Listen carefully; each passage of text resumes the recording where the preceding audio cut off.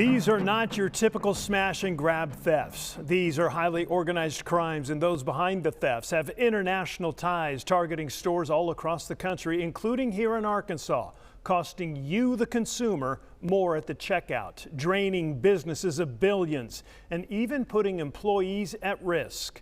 Tonight, we're taking a closer look at how these criminal networks operate and how state leaders and local law enforcement are launching an all-out counterattack to try and shut them down. These are not random thefts. Most are carried out by highly organized crime rings. Some with ties to cartels and international networks. If you're willing to traffic drugs and people and rape and murder and all these things, you got no problem with organized retail crime, right? And so it's another revenue stream. Organized retail criminals target items that are high value, easy to steal, and easy to resell. Every crew member has a role. The ringleader plans the operation, selecting targets and handing out shopping lists to boosters. Inside a store, one booster grabs the merchandise, while another distracts staff or security.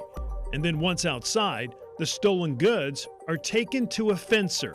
Think of the fencer as the middleman. He buys the stolen merchandise from the booster for pennies on the dollar and then turns around and sells it online at a much higher price, pocketing the profit.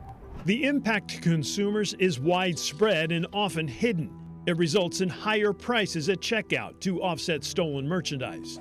Stores may reduce hours, cut staff, or close entirely. And stolen goods don't generate sales tax, which means less funding for police, fire, roads, and schools.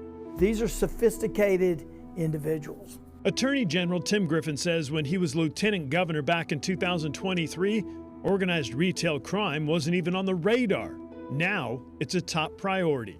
70 billion to 100 billion a year is stolen through organized retail crime, and we all pay for it. Griffin now has a full-time investigator dedicated to organized retail crime.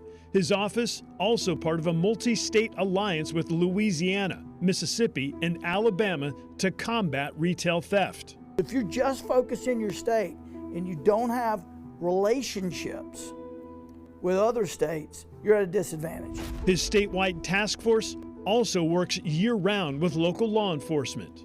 Because without the partnerships, we don't have the intelligence, we don't have the information, we don't have the resources.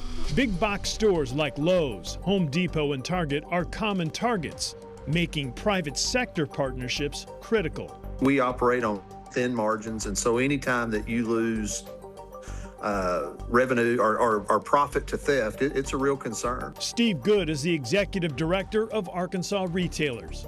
He says retailers are often the first to spot the criminals. There's a lot of times that our retailers are actually the tip of the spear in identifying law enforcement about these people and letting them know, where they are, what types of vehicles they have.